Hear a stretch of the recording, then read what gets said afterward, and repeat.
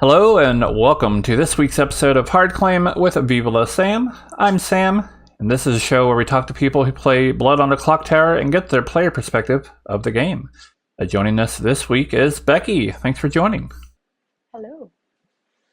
All right, well, to start out, you wanted a script, anything that had lunatic on it. So we have Bad Moon Rising here. I've sent out characters. You are the Exorcist. So if we were talking on day one, what would you claim?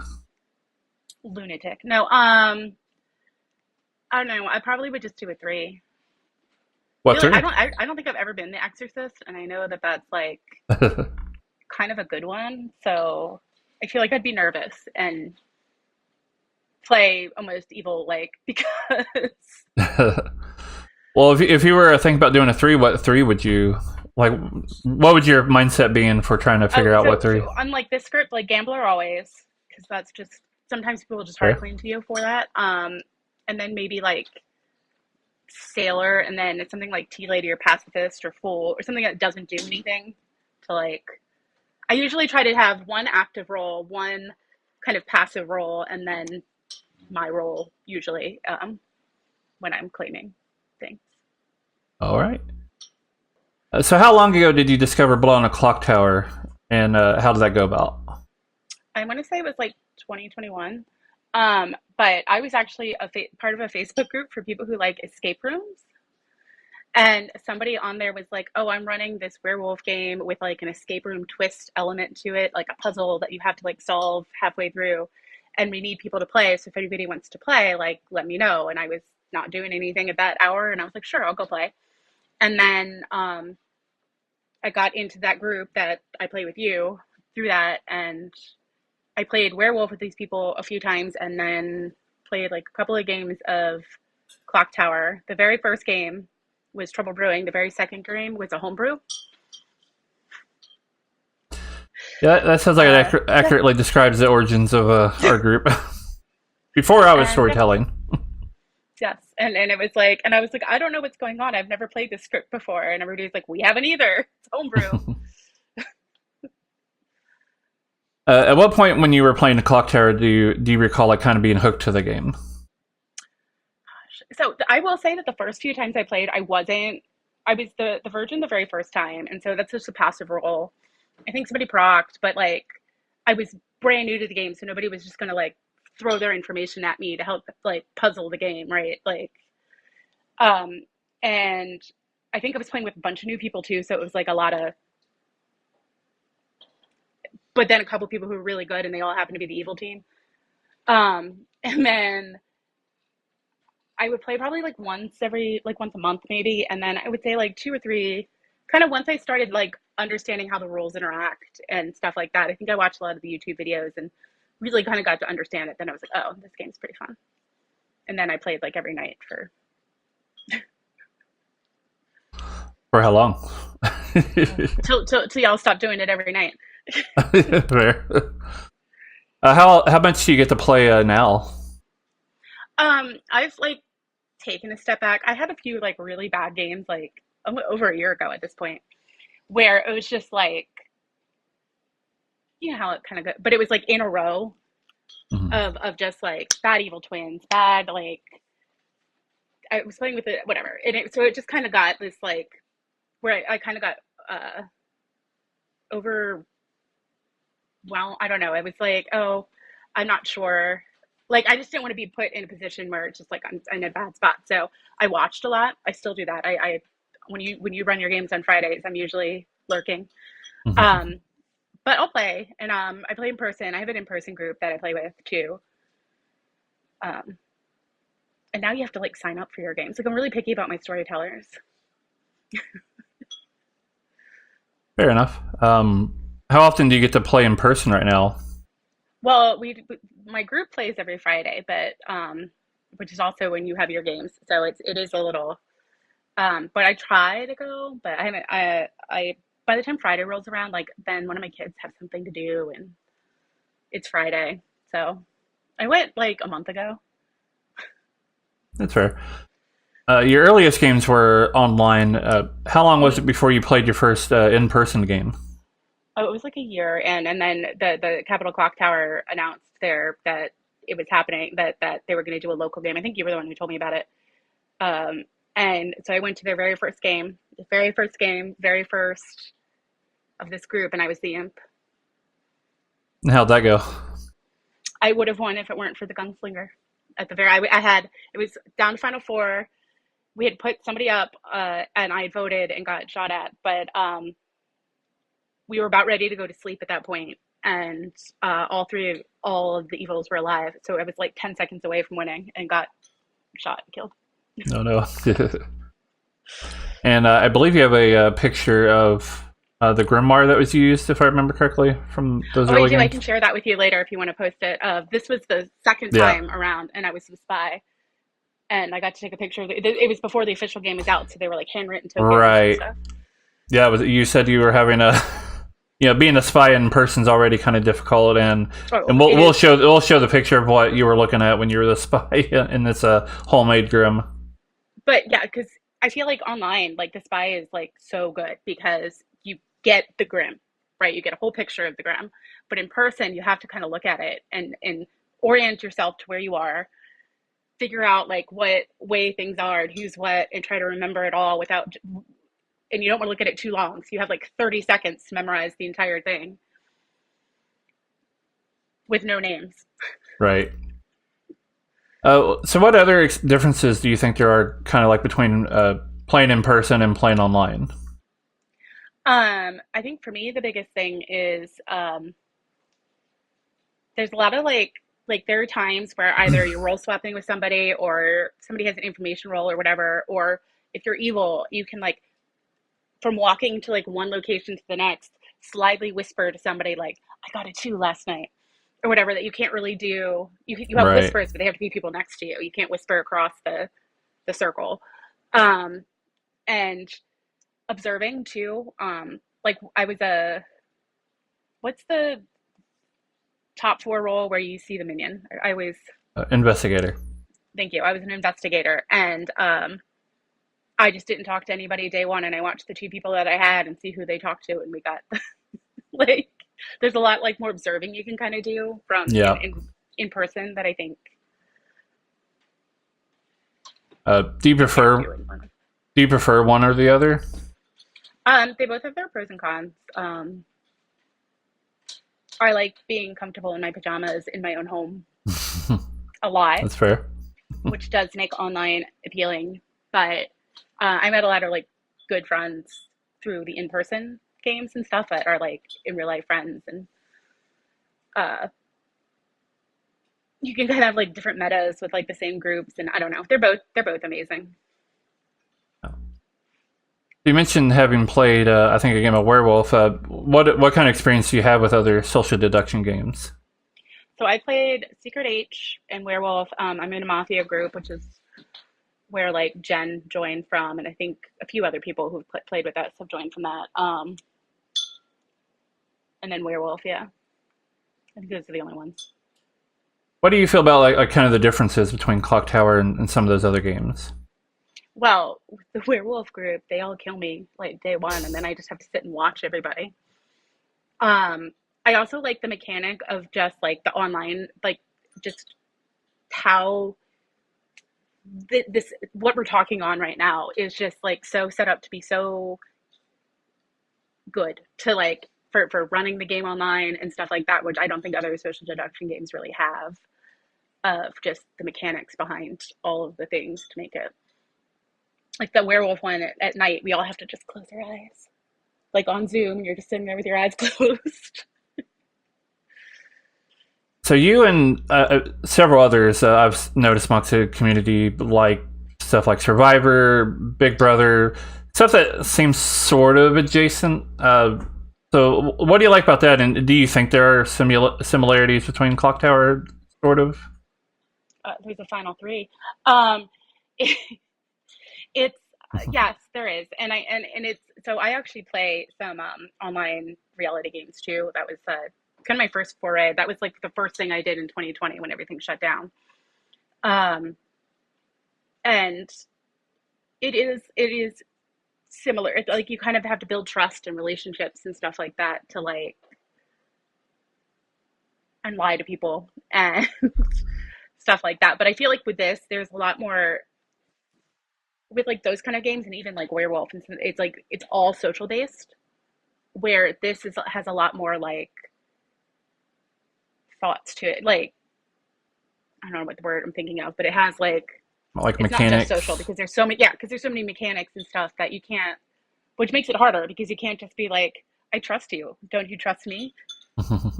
You're my number one, ride or die. Because you have to have like facts and evidence to support whatever you're bluffing or whatever you're trying to do. Mhm.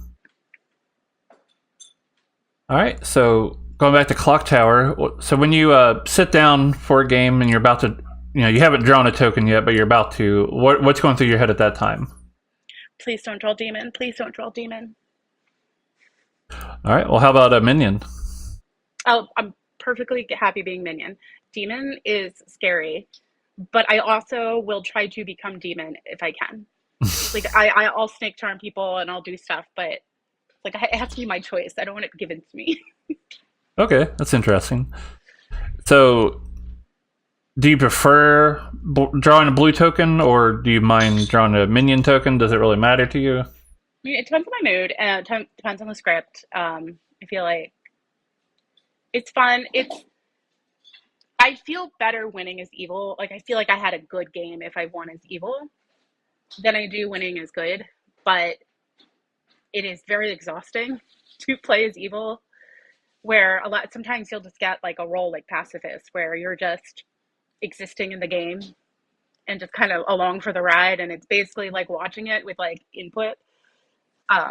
That is if you're not if you're like tired or you're not feeling like fully up for a full game or whatever, I also like. What kind of characters do you like to play whenever you do play? Or you mentioned it sounds like pacifist maybe isn't really the right kind of character for you, but what do you like? What don't you Um, like? I like so if I'm good, I like confirmability. So if I'm like having a grandmother or having like a dreamer or something that like you can people know you're good. Most people assume you're good. You usually die early that way, but kind of knowing that kind of thing. I like having that. But when I'm evil, I've never been any of the outed evil roles, and I played like a bunch of games, and I don't think I've ever been like goblin or like psychopath. Okay. That's what I want. Do the kinds of characters you like or don't like change based on whether you're playing online or in person? I like playing everything. I don't know. It's yeah no. It's I'm happy with most of the roles. I think that pretty much every role in this game has some use, and there's a reason it exists. And damsel's scary. That's probably about it. Fair. Thinking about the base scripts, you got Trouble Brewing, Bad Moon Rising, Sex and Violets. Which of those do you think is your favorite and least favorite? Oh, Trouble Brewing for sure, hands down. I feel like I will always play Trouble Brewing. Uh, I know it's like a beginner script, but if you play with like advanced people, but people who've been playing for a while and stuff, like it's such a good script. Like it doesn't like lose its beginningness the further like the better you get at the game, right? Like it doesn't feel like you're on training wheels. Um, and then probably S&B is my least because I really hate Madness. All right. Well, what don't you like about Madness? You killed me on my birthday that one time, and I never ever want to play with Madness ever again. Never Fair enough. forget. Uh, I but yep. no, particularly with Madness, I feel like because it depends on the storyteller, it depends on kind of the thing like that, and so sometimes you'll see people who are so obviously breaking Madness, and then you have people who are like barely like touching their nose wrong and get executed, and it just because it's there's so much like ambiguity there that is not really with anything else that it's I see it has roles and it with good storytellers it's great, but it's definitely not always fun. That's fair.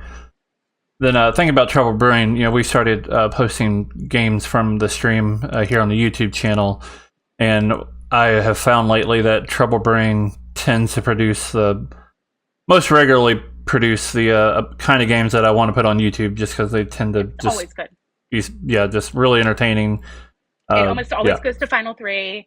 There's enough like drunkenness and poisonings and stuff to like mess with information. Everybody knows how to bluff all the rolls. Like it's just in general always good, always a surprise to find out like what rolls actually were at the end. It's balanced. All right. So when thinking about bluffing characters, whether you're good or you're evil, what kind of characters do you like to bluff? So when I'm evil, I tend to be so focused on being evil that I definitely like the passive roles. If I have an option, I will bluff a role that's passive. Um, just because I can't come up with savant information while also being the demon. Fair. Some amazing players can, and I love that for them. I am not Mhm. there. How much bluffing do you do while you're good?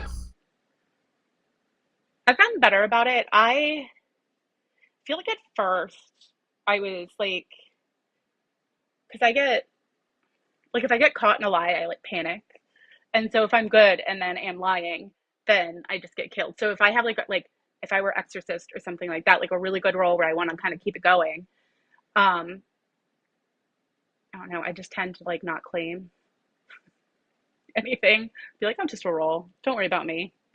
I'm good. Don't worry about me. What about you? Uh, Yeah, I don't know. I mean, I've left. I've gotten better about it, and uh, kind of now challenge myself to like I've challenged myself a lot. I think in the like past year or so of just like trying to intentionally bluff and intentionally do things even when good, just to get better at it. But I I like thinking about what Milk says about the game, where you just try things and see if they work. And I think it's a very yes, simple philosophy, but a very effective one. I think just try and things, and it works or it doesn't work. so like with this game, each game's like 2 hours long, sometimes like an hour and a half, 2 hours long, and everybody's dedicating their night to playing this game, and so sometimes being the reason that like a game ends early or like a loss happens, it's like you kind of, especially early on, you feel bad about it. But then you realize like everybody does it. Like everybody messes up. Nobody's perfect. Um, and nobody's actually going to be mad at you. Well, most people aren't going to be mad at you if you mess it up. And if you are one of those people, I don't want to play with them anymore. You know what I mean? Like most people I play with are fine. I have had some high-profile streamed games with 1,000 people watching, and I get executed on day 2 or 3, and the game ends for it. Yeah. At a certain point, you just have to kind of let it roll off your shoulders. It's more of like a like nobody actually cares, right? Right. You're the only one that feels bad about it or cares about it or whatever. Like there's not your other teammates aren't like, oh God, why did they do that? Like nobody, most people like aren't going to be like that. It's more of like Right. your personal self. So just getting over that hump, I've gotten better about lying and trying new things. And Yeah. All right. Well, I do like to ask about a set of quote unquote divisive characters. I always think it's a fun segment. Uh, so, what do you think about Snake Charmer? one of my favorites, love Snake Charmer, hands down. I love Snake Charmer. I'll bluff Snake Charmer. I'll be Snake Charmer. I love Snake Charmer. It's like if you stay good, you can confirm a lot of people with it. Hmm. And if you become evil, if you bluff that correctly, you're good to go. I've learned mistakes along the way with Snake Charmer. Like if I feel low, I like almost always pick Snake Charmer if it's on the script. And there was one time where I feloed into the Snake Charmer and then told other people that I feloed into some other role and then got the Snake Charmer thinking that they would get the Snake Charmer token and not the feload Right. token and was called out. But you learn. Right. Yeah, that reminds me of just kind of speaking of learning. I ran Sex and Violets in person the other day for new people, and Oh, fun. woke up to Final Four, and basically a player was made mad, but then also died that night, and they didn't realize that they can get executed again if they're dead. So that was a good lesson to learn and get the game automatically to Final Three. So sometimes you just have to, just kind of learn those things and know for next time. And that see, that's one of those madness things where some storytellers will kind of be a little more lenient if somebody's already dead, uh, for some of the madness abilities, and then others are, and like I get that's why it exists, but it's it's kind of a toss up sometimes. I felt like that was a good timing only because it was at four. If it was Final Three, I wouldn't have done that. Mm, right. Um, especially with being new players. But it was a good time. Not. I don't want to frame it as trying to teach them a lesson, but it does teach something about the game, while also I felt like a balanced thing at the time because it just kind of fast forwards to a because they were probably going to execute a dead body that day anyway, more than likely. So I did yeah, learn through madness that snake charmers pick on day one. right. Kind of thinking about some similar roles, and you kind of touched on this earlier about willingly turning evil, at least. So Snake Charmer, or maybe Goon, or if Mazephile's on the script, so Mm-hmm. trying to be evil is something you'll I will actively always say the achieve meth for. word. I'll always yes. Fun. All right. All right. Well, how do you feel about Poppy Grower, especially being on the evil team with a Poppy Grower? Um, I feel like I'm one of those people, like magician, for example, which I think is in the same vein of um where kind of like when I was saying like, oh, a script with lunatic. Sometimes I'll fall for like that more often than I probably should, given how often I've played. And so Poppycore, I think, is one of those where if like somebody hints to me that they're evil, I'm like, oh yeah, and like out the whole evil team to a good player. But I've only done that like once, but it sits with you. Uh, but yeah, no, it's. I feel like there's enough in there, and it's kind of fun being evil. Like the Poppycore is on the script, like everybody's kind of playing weird anyways, so you can kind of get away with a little bit more as evil, of like your misinformation and stuff like that because everybody knows the poppy grows on the script. And you don't want to mess that up. So Right. How do you feel about Atheist? um, it's up there on my list. It's okay. It really depends on the storyteller. So Mhm. I played. It's definitely not one, and I think most people are in agreement with this. It's a fun palate cleanser if you've had a whole bunch of like really hard games or whatever with like a group of people that you know, and it can be fun. And I've had some pretty fun atheist games, but if you're having people who are like really serious about playing and the storyteller isn't the best at kind of like making it obvious kind of towards the end, like once you get to the final like five, the storyteller like starts making everybody mad or like doing Mhm. stuff that like makes it pretty obvious that it's a atheist script. um but if you have a storyteller who's basically trying to beat you into winning, um yeah, so it really depends on who the storyteller is, what kind of mood you're in. Like I feel like it would be a fun to play late night after you played like three other games, serious games, and you're just kind of basically having fun with that script in it. All right. One more character to discuss here. How do you feel about Legion? Same as atheist. I feel like it's fun. I don't think I've ever been good in a leading game, and so I don't know how I would feel. Like I've been good with legions on the script, but it hasn't been a legion game. Um, so yeah, so it's kind of like a I wouldn't want to do it all the time, but every once in a while, kind of at the end of the day when you're or after you played like serious games and you're just trying to kind of have fun and hang out, um, it's okay. But not the best. All right.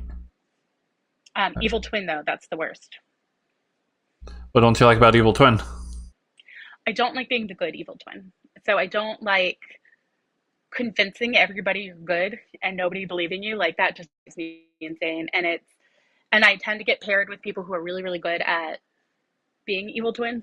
And there's only so much like talking over you because they tend to talk over each other and interrupt each other and kind of it's not, and I tend to like shy a little bit, and so evil twin's not my favorite. That's one I almost at this point will not play a script with an evil twin on it. Fair enough. I do have a new segment I'm experimenting with. We did it last episode. I thought it went pretty well, so I definitely think we should do it again. This segment called Experimental Multiple Choice. Oh boy. Your first question is farmer, general, or balloonist? Do I just pick which one I want to be, or like what? It's up to you. Farmer. Why farmer? What's the point? No, I think farmer is kind of fun with its like ability to kind of have that confirmation chain going. Um, yeah. Yeah, that's Like I fair. said, I always love roles where there's like sort of if I'm good, the more confirmation, the better for me. So That makes sense. How do you feel about general? I know some people have kind of a mixed feelings on general because of the oh, kind of storyteller aspect of it. yeah, I mean, general's not like the worst thing.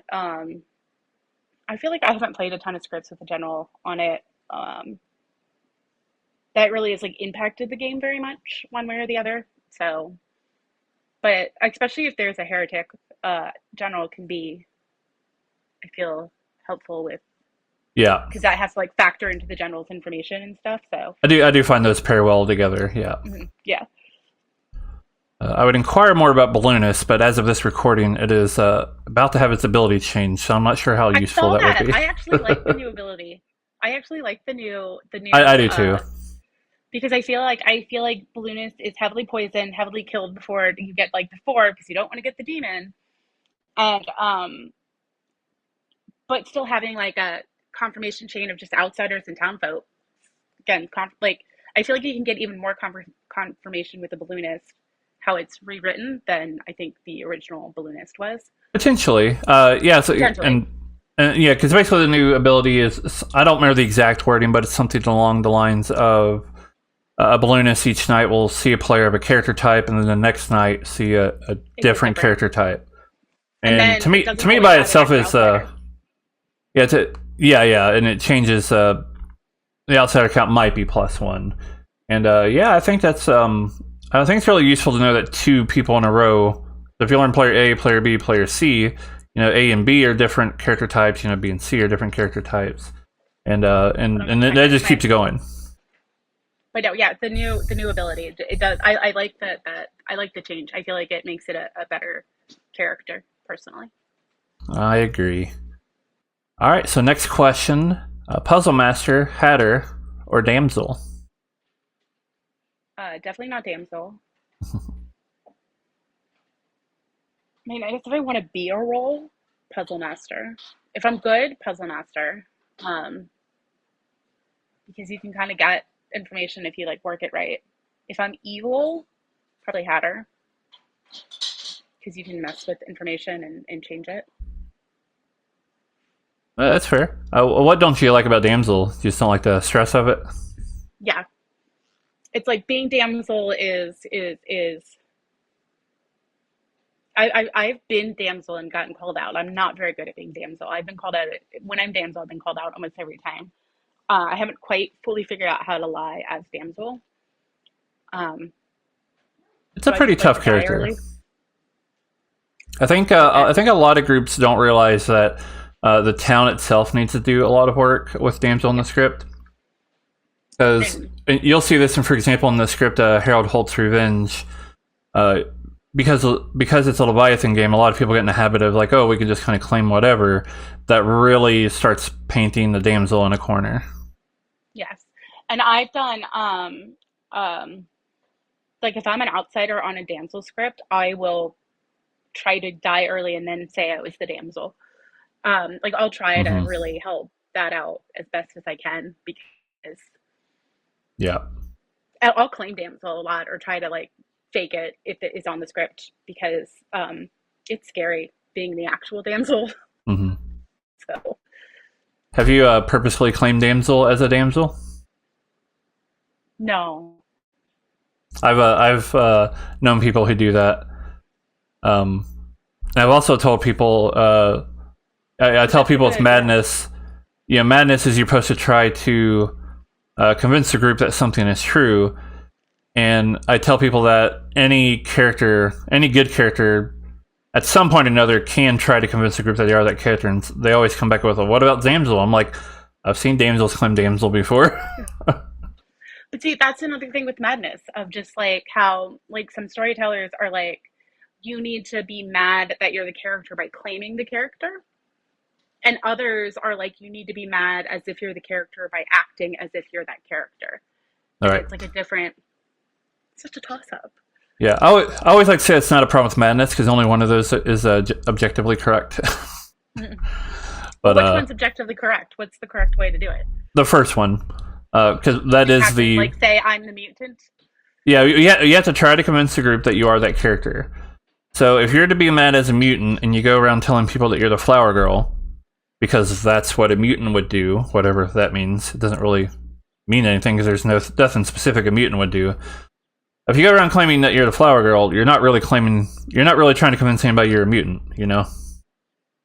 Um, okay, but what if like what would happen if you're the actual mutant who's been made mad as the mutant? Then you either try to convince the group that you're the mutant, and you might be executed because of your mutant ability, or you might be Or executed, or you don't do that, and then you might you be might get executed because of executed. the Serenobus ability.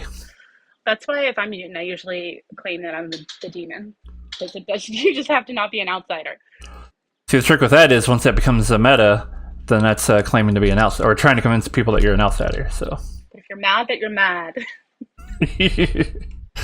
all right, moving on. but yeah. All right, next question, and you might be noticing a pattern here because these are minions. Uh, Boom Dandy, Fearmonger, or Psychopath? I've always wanted to be the psychopath. Um, love it. Just I've always wanted to be the psychopath. I think it looks so much fun. Boom Dandy, I've had a really good win with Lynn. That one time we had a really good win where because we always nominate each other every time, and it's just like our own meta. And so we kind of did this back and forth thing, and we got Lynn the Boom Dandy nominated, and I think that was that, or maybe she was Goblin. I can't even remember, but yeah, it's been. I don't know. They're all fun. I love all of them. Yeah, we for the last episode we interviewed Robert, and his he said his favorite character was Psychopath, like in the whole game, and little bit behind the scenes. I basically just randomized these characters that I'm asking about, and I'm sure it's a little bit sad for him that Psychopath came up for you, but not for him to ask about. We talked I about feel like Psychopath psychopath. anyway, but If I ever got to like choose a role, to be, I would be a psychopath at least once. I've never had it. all right. One more question: Kazali, Al-Hadikia, or Oho? Okay, wait. So these are the Kazali and the Oho are relatively new. So is Oho the Right. one? The, What are the two? they, What do they do? Oho picks a character, and then that character Okay. dies if in Yes, yes. play, or if Okay. they're not in play, anybody might die. Yeah, okay. The Ghazali is the one that starts with no minions, and they choose who their minions are and what minion they are, and then Okay. also That's there can be any number of outsiders in play. because they both kind of got introduced around the same time, and I knew one did Hmm. one and the other, but I couldn't remember which one was the one that did whatever. It's what is it? Kazali Alhad Oho Yeah. Kazali. What do you like about Ghazali? I would love to just choose my evil team and have fun. If you're having like a, but I would put it in the same category of like an atheist kind of game of just at the end of the day or whatever having like a unserious game where like like I would automatically pick certain people just for fun. But oh god, one time, it's a whole side thing, but I was playing in person and I was evil the first game, evil the second game, and I finally got a good token the third game, and I was like, yes, I'm good. And the Kazali picked me, and I became evil, and I was like, no. So, but I won all three. I don't know. I like Nice. the ability to kind of pick and go about your ability as a demon, like knowing what you need to support yourself. So like what minions you would like to have and who you would like to have on your team could make me feel better about being a demon. Yeah, and then I mean, you kind of already mentioned, but I was going to ask you how do you feel about being picked by Kazali? It's an honor. I know for myself, I love the fact that, you know, if I'm going to be evil, at least I have a free bluff to go along with it. Yes, it's the free bluff is helpful. And honestly, like there are some people that I don't think I would ever pick to be on my team. Like not even just like some people in person, some people whatever, where I'm just like they tend to not do well as evil or like panic about it or just or a little bit more obvious than others might be, and like you wouldn't pick them. And so if I being picked by a Kazali, that's like it's like an honor. It's like, hey, I think you're a good player. I want you on my evil team. Yep. All right. Well, one last question we like to close out with. We do have Bad Moon Rising here loaded up. So, of these characters, which would you like to be in real life? Ooh, let's see what we have. Definitely not a grandmother. Someday. Not now. What else do we have? Tinker Moonchild. These aren't as fun. A mastermind. Like Taylor Mastermind. Swift. Is she a mastermind? She has a whole song. Yeah. Okay. It Mastermind. shows you how much of my Taylor Swift knowledge I know. Yeah. I would be a mastermind like Taylor Swift is. All right. Well, yeah. Well, thank you, Becki, for joining us this week. Thank you. Thank you for inviting me. All right. Yeah, and thank you all for watching. We'll be back next week with another episode of Hard Claim.